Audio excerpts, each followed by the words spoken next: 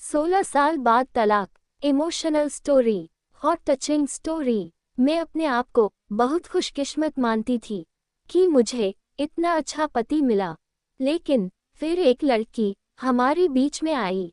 क्या ये सच था या झूठ? मेरा नाम रश्मि है। मेरी शादी एक बहुत अच्छे घर में हुई थी। मेरे पति तो लाखों में एक थे। मैं अपने आप को बहुत भाग्यशाली मानती थी कि मुझे ऐसा पति मिला है। वो मुझे बहुत प्यार करते थे। हमारा एक लड़का और लड़की है। हमारी शादी को करीब 16 साल हो गए थे। हर खुशी मुझे उन्होंने दी। मैं भगवान से अपने लिए इससे अच्छा पति नहीं मांग सकती थी। मेरी लड़की 14 साल की है और लड़का 10 साल का है। पति का कारोबार भी बहुत अच्छा चल रहा है। हमारी कपड़े की दुकान है, जिससे अच्छी खासी कमाई हो जाती है। मुझे जीवन से कोई शिकायत नहीं थी, लेकिन फिर मेरे साथ वो हुआ जो मैंने सपने में भी नहीं सोचा था। मेरे पति एक दिन मुझसे कहते हैं कि उन्हें किसी से प्यार है और वो उससे शादी करना चाहते हैं। एक दिन अचानक ही ये बात उन्होंने मुझे बताई। शुरुआत में मुझे लगा कि वो मजाक कर रहे हैं, लेकिन फिर थोड़ी ही देर बाद में मैं समझ गई थी कि वो सच बोल रहे हैं। वो मेरे पति हैं। कब सच बोल रहे हैं, कब झूठ, इस बात का मुझे अच्छे से पता चल जाता है। लेकिन इतने दिनों तक मैं कैसे धोखा खाती रही। उनका शादी के बाद अफेयर चलता रहा और मुझे पता भी नहीं चला। या तो वो झूठ बोल रहे थे या बहुत चालाक थे, जो इतने दिनों तक मुझसे छिपा सके। मेरे मन में यही सब चल ही रहा था कि वो बोले कि उन्हें तलाक चाहिए। शादी के 16 साल बाद उन्हें तलाक चाहिए। मैंने कहा कि आप पागल हो गए, क्या बोल रहे हैं? कैसा अफेयर, आप झूठ बोल रहे हैं। वो बोले कि नहीं, मैंने कल उसे बुलाया है, तुम खुद मिल लेना। मैं चाहता हूँ कि हम जिस तरह से रहे हैं उस तरह से अलग भी हो जाए। मुझे कोई तमाशा नहीं चाहिए। तुम्हारी और बच्चों की भी जिम्मेदारी मैं लूंगा। तुम उसकी चिंता मत करो। अब मेरा दिल बेचैन होने लगा था। मैं सोच रही थी कि ये सब जो ये बोल रहे हैं झूठ हो, लेकिन मन में शंका और डर आ गया था कि कहीं ये सब सच ना हो। उस रात मुझे अच्छे से नींद नहीं आई। सुबह होते ही मेरी नज़र उन पर थी। फोन पर बात कर रहे थे, पूछ रहे थे कि कब आओगी। मैं तब भी सोच रही थी कि ये सब मजाक हो। कुछ देर बाद दरवाजे पर बेल बजी। वो दौड़कर दरवाजे पर गए और सच में एक लड़की दरवाजे पर खड़ी थी। वो अंदर आई। उस लड़की को मैंने पहले नहीं देखा था, लेकिन वो सुंदर थी। उसकी उम्र 26 साल की थी। मुझे इस बात का यकीन नहीं हुआ था। मेरे पति ने उसे मुझसे मिलाया, कहा कि ये दिव्या है। मैं अपने काम के सिलसिले में जब बाहर गया था, तब मेरी मुलाकात इससे हुई और फिर हमें पता ही नहीं चला कि हम कब एक दूसरे से प्यार करने लगे। उसे देखकर मैं अपने कमरे में चली गई। 16 साल का विश्वास और प्यार इस तरह से टूटेगा, मुझे पता नहीं था। मैं शायद उम्र के साथ उनका मेरे प्रति आकर्षण कम हो गया था। वो कुछ घंटों के बाद कमरे में आए, बोले कि मैं फिर दोहरा देता हूँ कि हम अच्छी तरह से अलग होते हैं। किसी तरह का नाटक मैं नहीं चाहता। उनके ऐसा कहने पर मैंने कहा कि ये सब आपको नाटक लग रहा है। क्या हो गया है आपको? आप तो ऐसे नहीं थे। ये कौन सा रूप आपने मुझे दिखाया है? वो बोले कि मैं तलाक के पेपर रेडी करवाता हूँ। दिव्या चाहती है कि हम जल्दी से शादी कर लें। मैंने भी उन्हें कहा कि आपको जो करना है करें। मैं आपको तलाक नहीं देने वाली। मैं इसी घर में रहूंगी। मैंने उन्हें अपना फैसला सुना दिया था, पर मुझे पता नहीं था कि वो कुछ इस तरह का करने वाले हैं।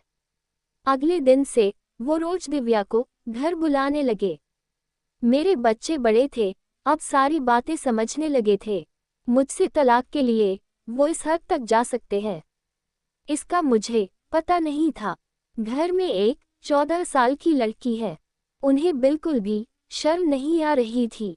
बच्चों से बात करना भी उन्होंने बंद कर दिया था। बच्चे भी उनके पापा का ये रूप देखकर दुखी थे। एक दिन वो दिव्या के साथ हाल में बैठे थे। हमारी लड़की से उन्होंने पानी मंगवाया। वो पानी लेकर गई और गलती से पानी दिव्या के ऊपर गिर गया। मेरे पति ने उस दिन हद कर दी। वो दिव्या के लिए मेरी लड़की पर हाथ उठाने वाले थे। मैंने उन्हें ये करता देख लिया और वहीं से उन्हें जोर से कहा, यह क्या कर रहे हो?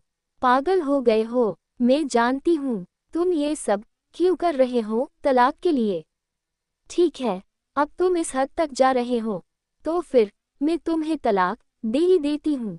उसी समय मैंने अपना और बच्चों का सामान बांधा और अपने घर चली गई। एक इंसान इतना कैसे बदल सकता है? जो अपनी पत्नी और बच्चों पर जान छींकता था, अब वो उन्हें देखना भी पसंद नहीं कर रहा है। मैं अपने घर थी, मुझे उनका फोन आया, कहा कि मैं तुम्हारी और बच्चों की जिम्मेदारी अभी भी उठाऊंगा।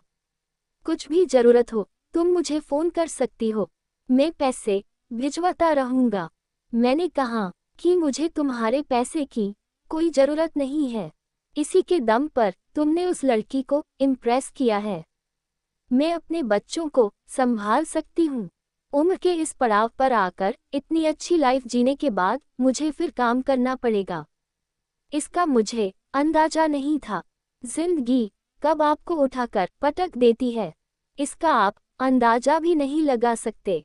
मुझे भी इतने सालों तक उनके साथ रहने के बाद कपड़े का अच्छा अनुभव हो चुका था, इसलिए मैंने भी अपने घर से कपड़े का काम शुरू करना चाहती थी।